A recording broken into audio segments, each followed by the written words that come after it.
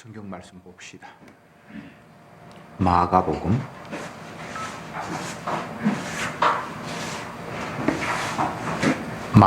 1장 1절에서 8절까지 교독합시다.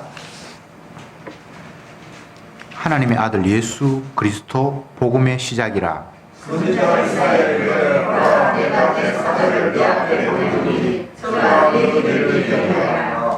광야에 외치는 자의 소리가 있어 가로되 너희는 주의 길을 예비하라. 그의 첩경을 평탄케 하라. 기록된 것과 같이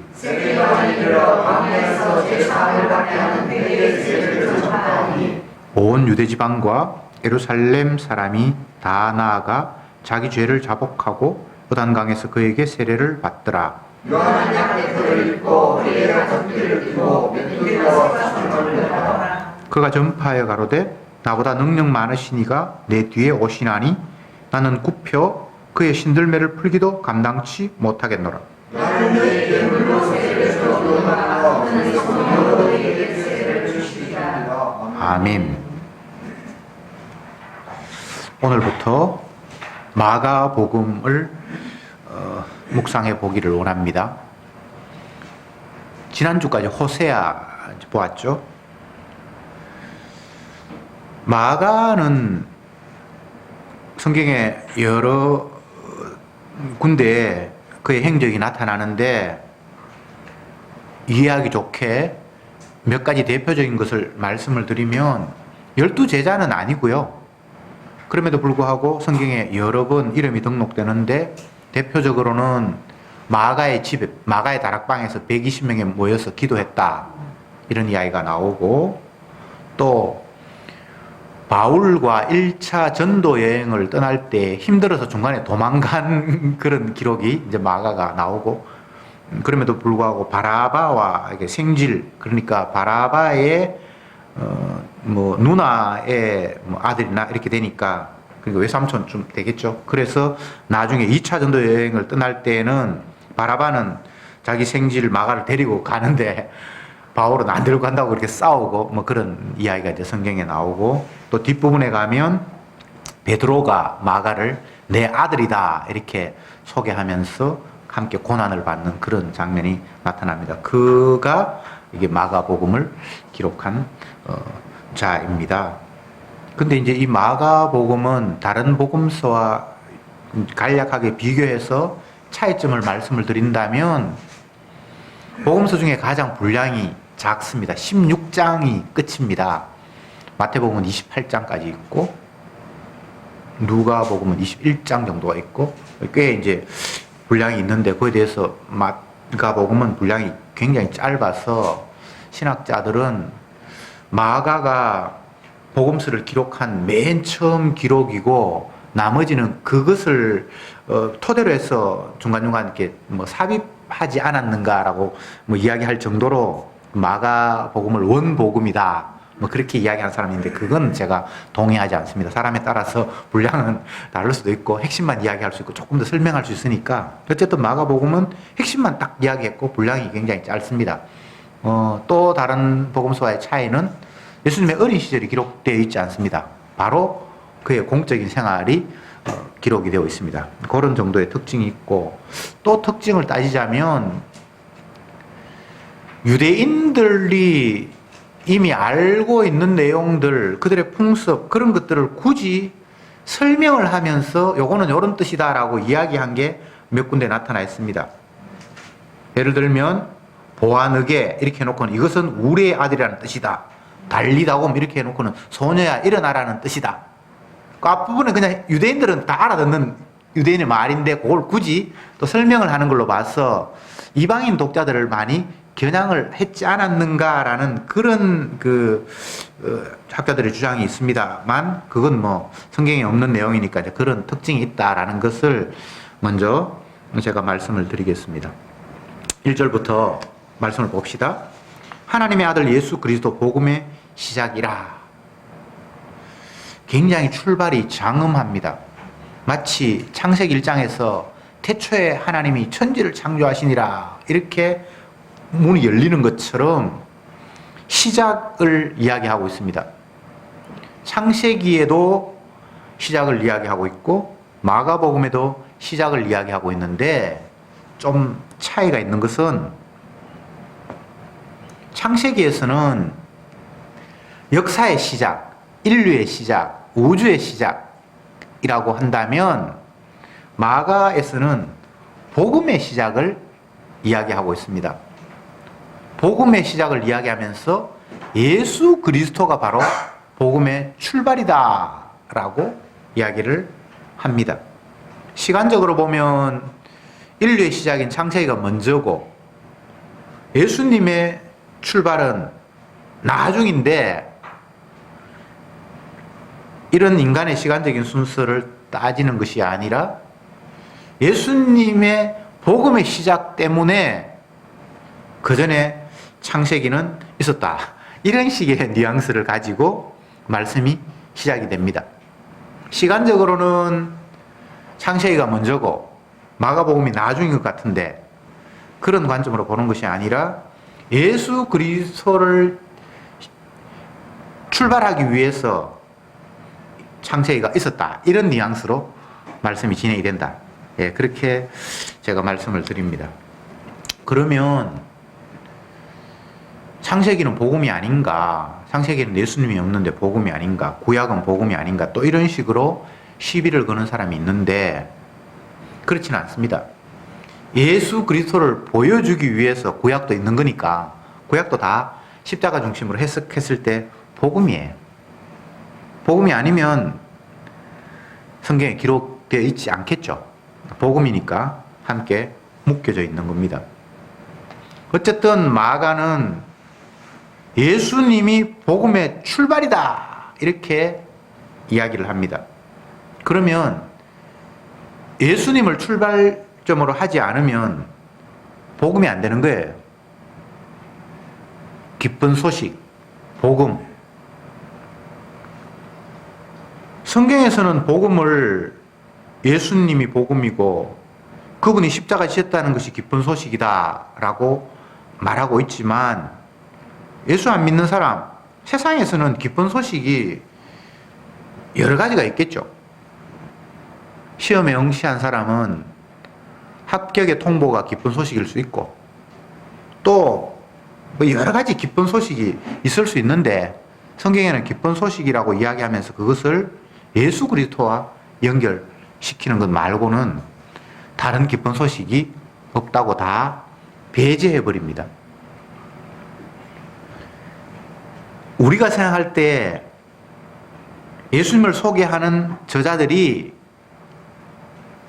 예수님을 소개하면서 세상에 기쁜 소식이 많지만 정작 기쁜 소식은 예수님이 이 땅에 오셨다는 것입니다. 뭐 이렇게 얘기를 하면 안 믿는 사람도 뭐 그럴 수 있겠네라고 생각하는데 이들은 그렇게 말하지 않고 예수님 말고는 기쁜 소식 없어요 라고 이야기를 시작을 하는 거예요. 굉장히 배타적이죠. 그러니까 복음은 사람들에게 가시와 같은 거예요. 미움을 받는 거예요. 왜 기쁜 소식이 그것 하나만인가? 우리가 이 세상을 살면서 예수님만 있으면 되는가? 불만이 막 올라오는 거예요. 물론 예수님이 계셔야 되지만 또 이 땅에는 뭐 물질도 있어야 되고 우리에게 좋은 이웃도 있어야 되고 교회도 있어야 되고 뭐 건강도 있어야 되고 우리는 많은 게 필요한데 물론 그 가운데 예수님은 중요한 요소 큰 기둥과 같지만 그것이 전부는 아니잖아 라는 게 우리의 생각인데 복음 전하는 사도들은 그렇게 말하지 않아요. 그가 전부라고 이야기를 해요. 그분이 우리에게 유일한 기쁜 소식이다 라고 이야기를 하고 있는 거예요. 왜 그런가? 2절에 선지자 이사야의 글에 보라 내가 내 사자를 네 앞에 보내노니 저가 네 길을 예비하리라. 2절은 이사야의 글에 나오는 게 아니고 말라기에 나오는 이야기예요. 이건 굉장히 디테일하게 설명을 안 했는데 3절이 이사야가 예언한 내용이에요. 광야에 외치는 자의 소리가 있어 가로되 너희는 주의 길을 예비하라. 그의 첩경을 평탄케 하라 기록된 것과 같이 마가는 말라기가 예언한 대로 메시아가 나타나기 전에 어떤 사람이 나타나서 메시아의 길을 예비한다 라고 이야기를 했고, 그 사람이 나타나서 광야에서 주의 길을 예비하기 위해서 외쳤다. 근데 이제 광야에서 외쳤다라는 그 이야기는 이제 이사야에 나타나고, 앞부분에 누군가가 나타날 것이다라는 것은 말라기에서 이야기를 했고, 어쨌든 구약의 선지자들이 예언한 대로 어떤 한 인물이 나타났으니 그는 메시아가 아니고 메시아를 설명할 인물로 누군가가 등장했다. 이렇게 시작이 됩니다. 그러면서 4절에 세례 요한이 이르러 광야에서 죄 사함을 받게 하는 회개의 세례를 전파하니, 이렇게 이제 복음을 열기 시작합니다. 세례 요한은 메시아가 아닙니다. 그러면 왜 세례 요한을 이야기하는가? 메시아가 등장하기 전에 앞서서 어떤 한 인물을 보내서 그가 메시아를 소개할 거라고 했는데 지금 나타났다. 그러니까 이제 곧 메시아가 등장한다. 세례 요한이 먼저 이야기를 끄집어내고 자기 뒤에 오시는 메시아를 소개하는 분이니까 그가 소개한 자가 참 메시아다라는 식으로 말씀을 전개하고 있습니다. 신약은 반드시 구약에 예언한 것을 근거로 메시아를 소개할 수밖에 없습니다. 누가 메시아인지 어떻게 알까요?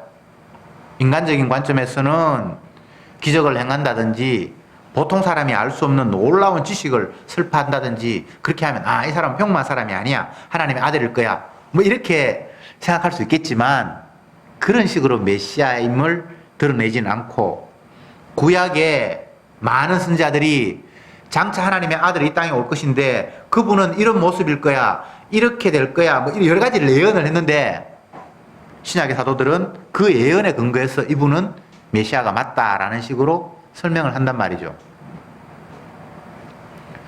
뭐 굳이 그렇게 설명할 이유가 있나? 다시 말씀드리지만 인간들은 자기의 상식을 가지고 메시아임을 충분히 증거할 수 있고 또 깨달을 수 있다고 생각을 하는 거예요. 왜? 하나님의 아들이면 인간보다는 수준이 높아야 되니까 사람이 알지 못하는 지혜를 그가 설파한다든지 또 사람이 행할 수 없는 기적과 능력을 행하면 메시아지, 이거 하나님의 아들이 아니면 어떻게 할 수 있어? 중간중간 성경에 보면 메시아를 인정하고 받아들이고 또 거부하고 하는 모든 그 판단 기준들이 구약의 말씀에 근거한 것이 아니라 인간들은 자기의 상식에 근거한단 말이죠. 당신이 하나님의 아들이라면 하늘에서 한번 뛰어내려 봐라, 떡을 돌을 되게 만들어 봐라. 이건 구약에 근거한 메시아가 아니라 인간 선학적인 상식에 의한 메시아 개념이잖아요. 마귀가 심어주는 거예요. 예. 제가 이렇게 얘기를 하면 여러분들은 아이고 우리는 신앙인이니까 구약에 예언된 대로 메시아를 찾지요, 이렇게 쉽게 답변할 수 있는데 평소에 우리의 생각은 그렇지 않습니다. 우리의 상식으로 자꾸 이게 참인지 거짓인지를 판단하려고 해요. 선학적인 지식이 있으니까. 어떤 일들을 보면서 이거 주님께서 하셨다, 이거는 마귀의 일이야, 이렇게 평가할 때에 성경에 근거하기보다는 내 상식에 근거해서 이건 하나님의 일이지, 이건 틀림없이 하나님의 일일 거야, 이게 대부분 지혜와 기적 이런 걸 가지고 하나님의 일일 거야 라고 판결을 내리는 거예요. 그게 얼마나 어리석은 일인지, 마귀가 우리를 현혹하는 일인지를 알아야 되는 거예요. 철저히 주님은 언약하신 대로 구약에서 예언하신 대로만 행동해요.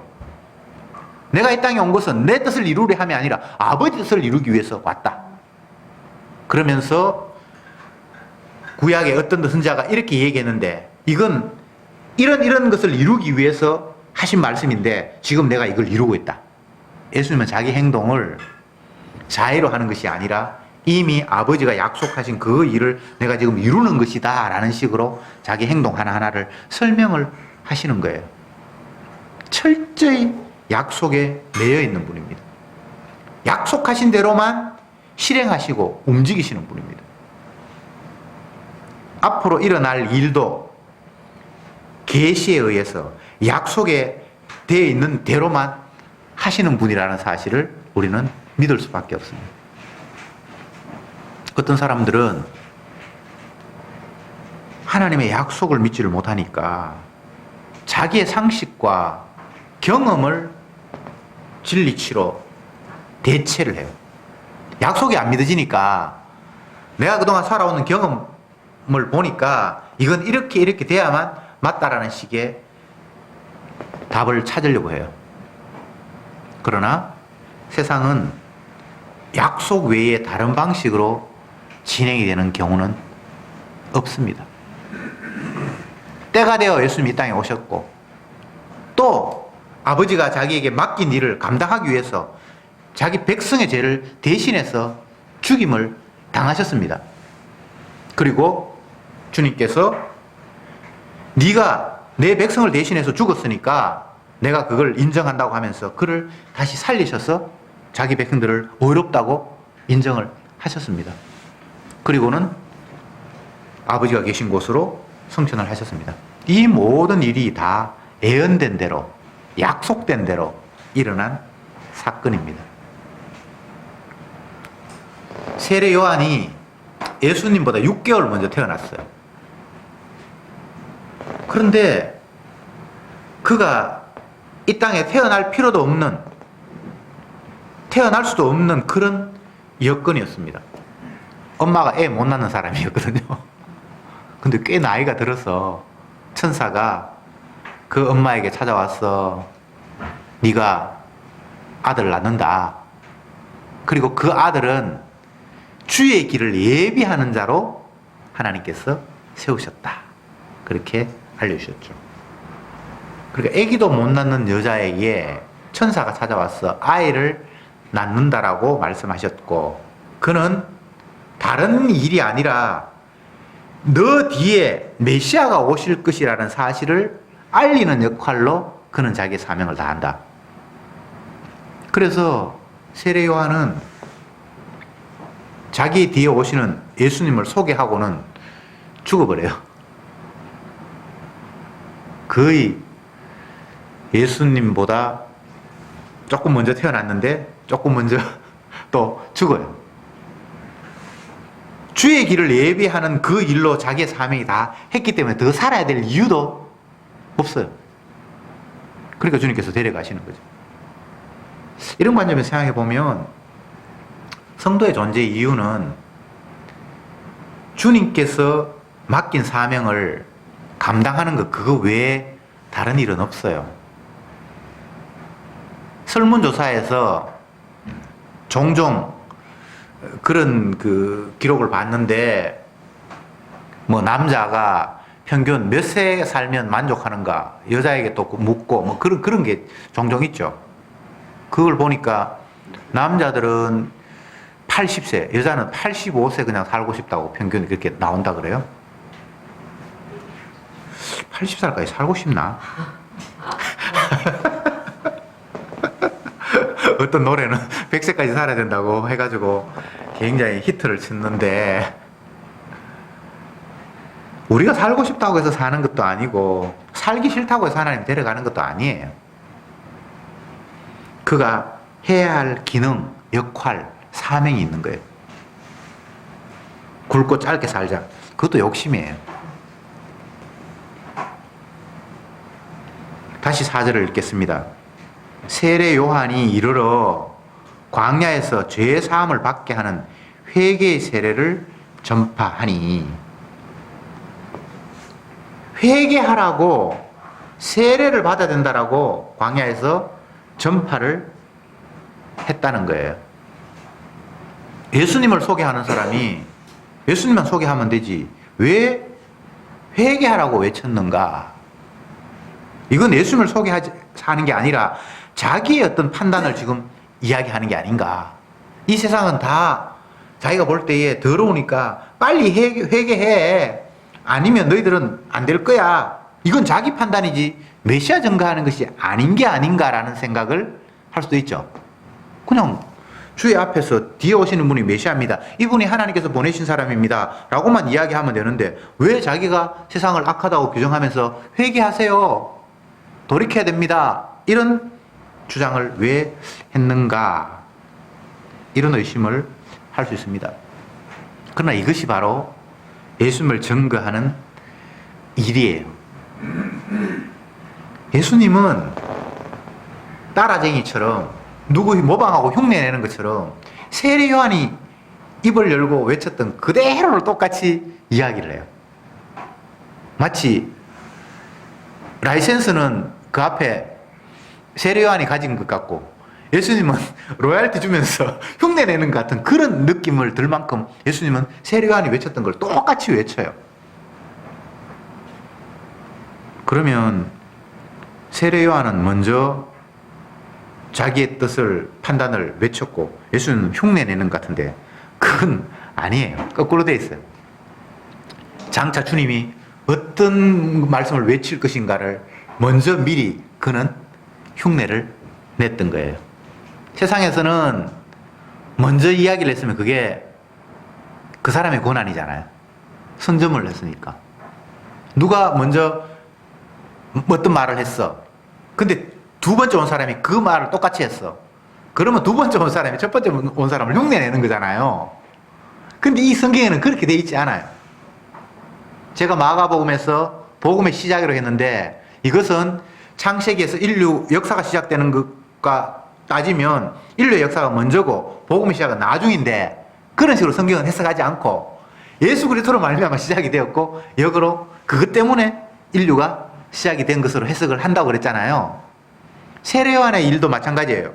세례 요한이 이 세상이 어둡다고 이야기하면서 너희들이 회개해야 돼. 회개하지 않으면 저주받을 거야 라고 분명히 자기 시각으로 먼저 이야기를 했는 것 같은데 예수님은 그 이후에 나타나셔서 세례 요한이 했던 것처럼 앵무새처럼 똑같이 이야기를 하는 것 같은데 이게 세례 요한을 흉내낸 것이 아니라 예수님의 시각을 세례 요한이 먼저 이야기를 하고 터뜨린 것이란 말이죠. 그러니까 세례 요한의 이야기는 세례 요한의 판단과 생각이 아니라 메시아의 판단과 생각을 그는 미리 이야기했던 거예요. 세상은 어둡다. 세상은 죄로 물들어 있다. 이런 시각은 예수님 외에는 누구도 그런 시각을 가진 적이 없어요. 왜 세상이 어둡습니까? 서기관도 있고 바리새인도 있고 세리도 있고 창기도 있고 1회에 2번씩 금식하고 구제하고 11조 하는 사람도 있고 남의 물건을 포탈해가지고 쥐주머니 챙긴 사람도 있고 세상에 아주 다양하게 있는데 왜 그걸 전부 다 죄로 어둠으로 규정하냐고요. 예수님 외에 그런 시각을 가진 사람이 아무도 없어요. 예수 믿는 사람은 그런 시각을 갖는가? 아니에요. 우리의 평소에 선악적인 생각은 아이고 저 사람은 좀 신앙인인 것 같네. 저놈은 개판이야. 우리가 전체를 다 어둠으로 보지 않잖아요. 다시 말씀드립니다. 세례 요한이 등장하면서 광야에서 막 떠들고 외치고 미치광이처럼 큰 소리 치면서 화를 내는데 그가 입에서 나온 이야기가 세상이 전부 어둡고 너희들은 죄로 가득 찼기 때문에 멸망해야 된다는 이런 소리를 터뜨렸단 말이죠. 근데 이것은 세례 요한의 시각은 아니고 예수님의 시각을 미리 받아서 그의 길을 예비하는 것으로 했는데 그 누구도 이전에 이런 시각을 가진 사람이 없는 거예요. 지금도 이 시각이 잘못된 게 아니에요. 이게 정확한 시각이에요. 세상은 죄밖에 없어요. 어둠밖에 없어요. 그러니까 옳다, 바르다, 정직하다, 저 사람은 훌륭하다 이런 사람이 없는 거예요. 이것을 바울은 의인은 없나니 하나도 없다. 표현만 다르지 똑같은 시각이죠. 여러분, 우리끼리는 비교해 보니까 제주도에 그 뭐 전 남편 죽이고 했던 그 사람 고유정입니까? 그 사람은 정말 악한 사람이고, 또 다른 어떤 사람, 최근에 뭐 신문 기자가 한 사람이 죽었는데 그 사람은 막 조금 괜찮은 사람, 훌륭한 사람. 우리는 이런 식으로 나누고 분별할 수 있잖아요. 근데 주님은 그런 식으로 보지 않아요. 다 죄인이에요. 돌이키지 않으면 뜨거운 주님의 심판을 받을 수밖에 없는 사람이에요.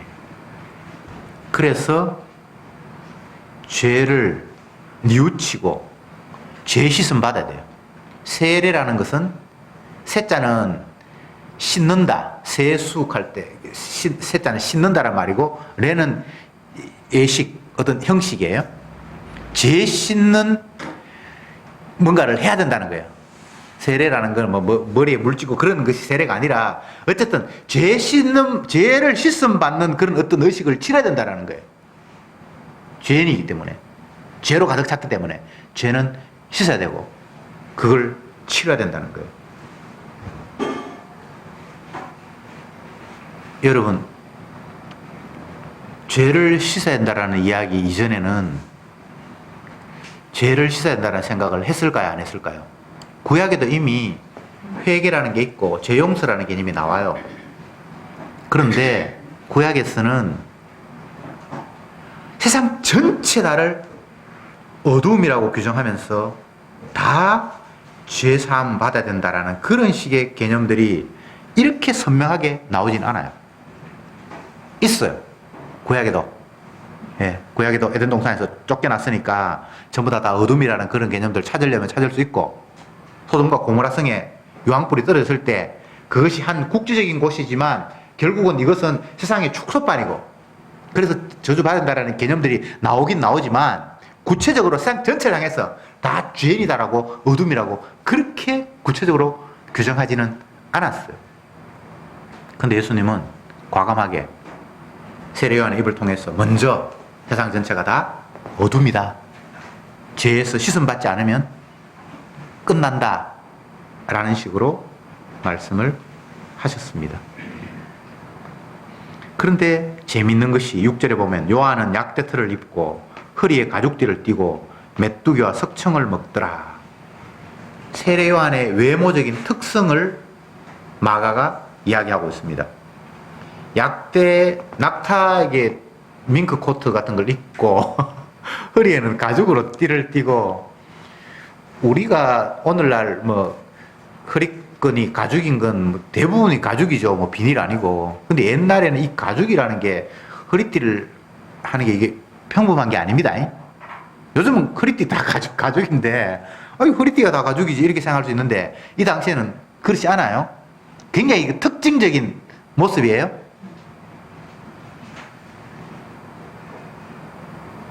지퍼를 엮어서 흔들리는 옷을 뭐 이렇게 할 수도 있고, 옛날 어른들 한복 뭐 이렇게 흔들리면 지퍼를 엮어서 새끼대라 그럽니까? 새끼라 그럽니까? 그걸로 할 수도 있고 여러 가지 할 수 있죠.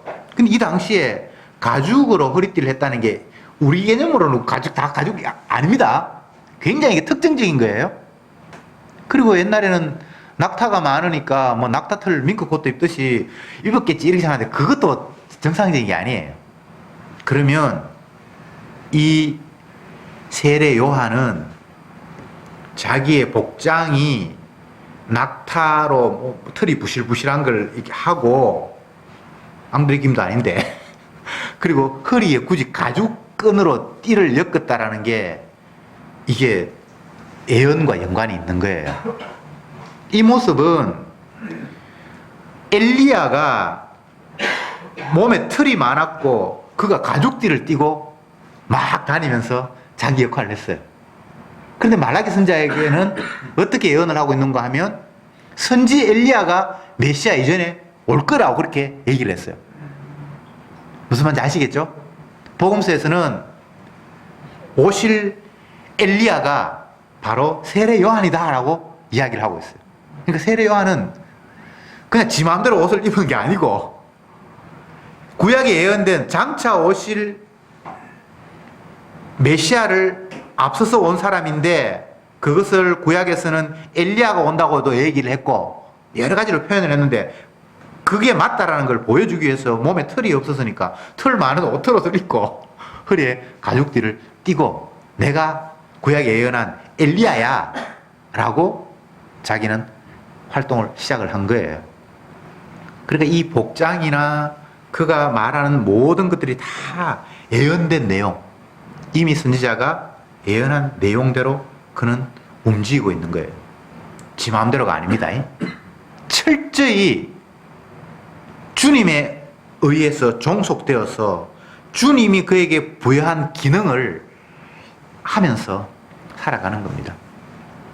그러다가 잠깐 외치다가 그냥 목 베어가지고 죽어요. 이게 성도의 운명입니다.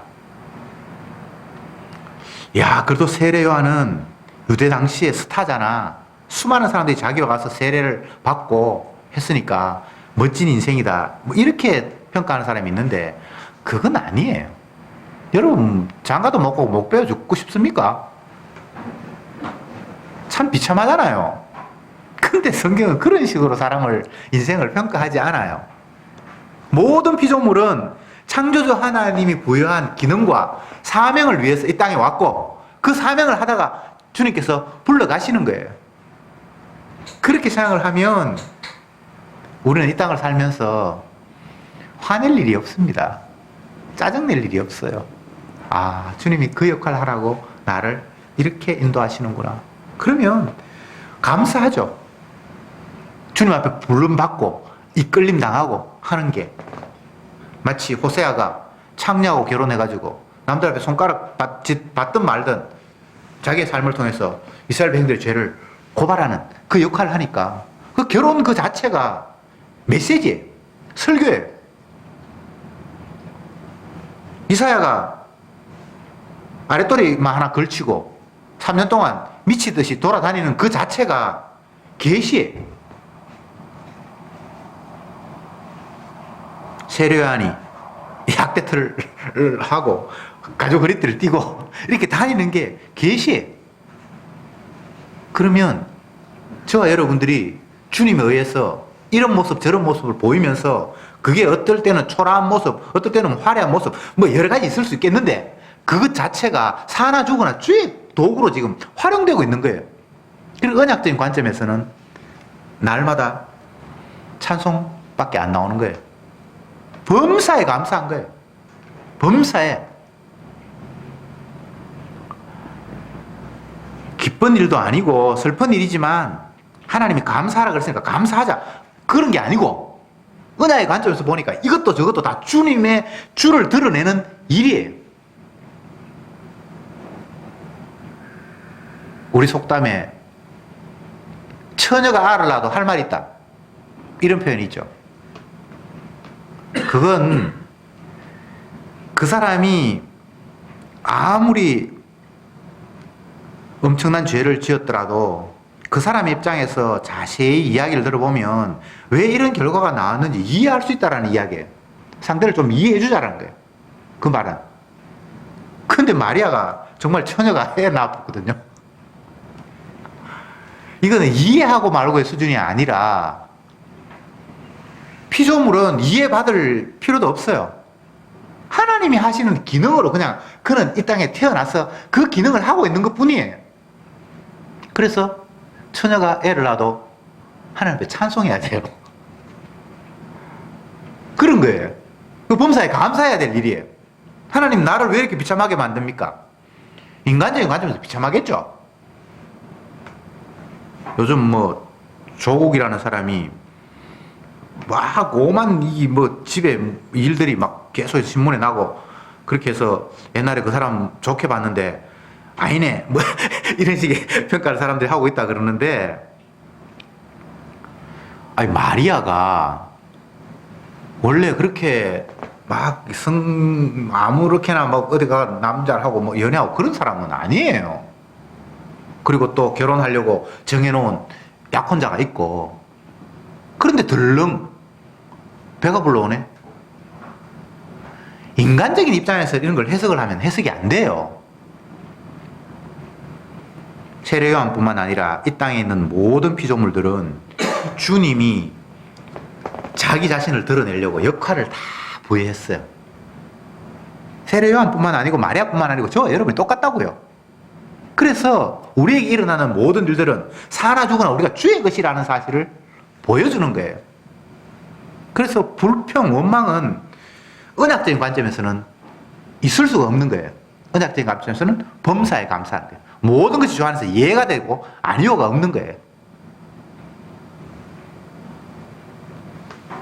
옷도 지 마음대로 못 입고 허리띠도 지 마음대로 하는 게 아니고 이 모든 것들이 예언된 대로 기능을 감당하기 위해서 나는 메시아에 앞서서 주님께서 보내실 엘리야를 내가 담당했기 때문에 나는 그 모습이야 라고 자기는 지금 이렇게 하고 있는 거예요. 이게 그 당시에 평범한 복장이거나 그런 게 아닙니다. 거의 미친 짓 비슷하게 복장이 이게 희한한 거예요. 그러나 희한하다라고 말하지는 못하고 주님께서 그에게 맡기신 기능을 그는 살았다. 7절에 그가 전파하여 가로되 나보다 능력 많으시니가 내 뒤에 오시나니 나는 굽혀 그의 신들매를 풀기도 감당치 못하겠노라. 이제 자기의 뒤에 오시는 분을 설명하기 시작을 하는 거예요. 자기는 허리 숙여서 그의 신끈을 풀거나 매는 것도 감당치 못한다. 신끈을 푸는 것, 매는 것은 종이 하는 일이에요.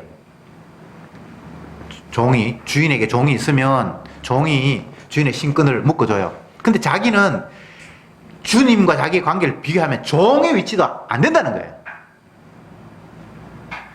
이 참 대단한 이야기죠. 나는 주님의 종이야. 그냥 보통 이렇게 얘기를 하는데 이 사람은 나는 그 정도 관계도 안 된다. 이분은 너무나 위대한 분이고 메시아고 나는 그를 흉내도 못 내는 그런 존재다.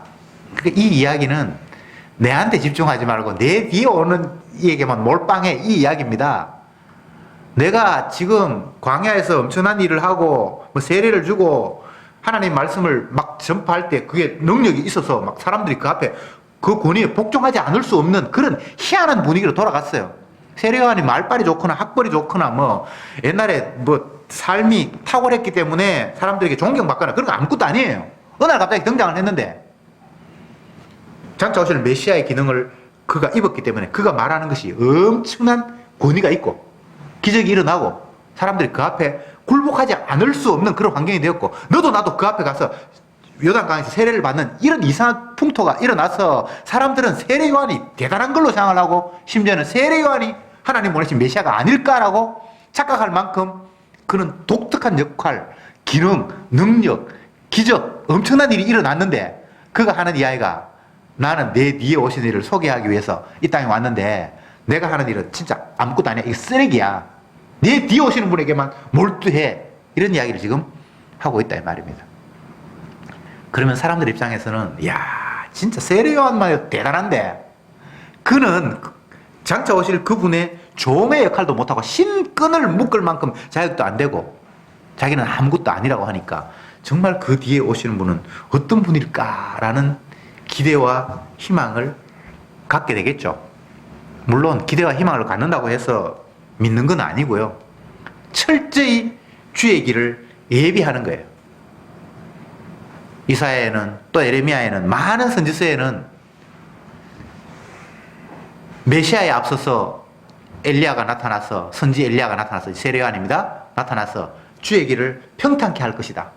움푹 파인 곳에는 메우고 언덕이는 깎아서 주님의 길을 평탄케 할 것이다 라고 예언을 했는데 지금 이런 메시지 자체가 주의 길을 평탄케 하는 그런 활동입니다. 8절에 나는 너희에게 물로 세례를 주거니와 그는 성령으로 너희에게 세례를 주시리라. 나는 아무것도 아니야. 이거 지금 폼 잡는 거고 흉내 내는 것밖에 안 돼. 진짜 메시아는 너희에게 성령으로 죄 씻음을 허락하실 거야. 나는 그냥 물로 씻어야 된다라는 흉내만 낼 뿐인데, 뭔가를 씻어야 돼, 깨끗해야 돼라는 흉내만 내고 뿐인데, 진짜 메시아는 오셔서 주의 영으로 너를 완전히 깨끗하게 만드실 거야. 그건 뭐 흉내 내는 것도 필요도 없고, 주가 오시면 너들을 완전히 죄를 깨끗게 씻어 주실 것이야. 이렇게 말씀하고 있습니다.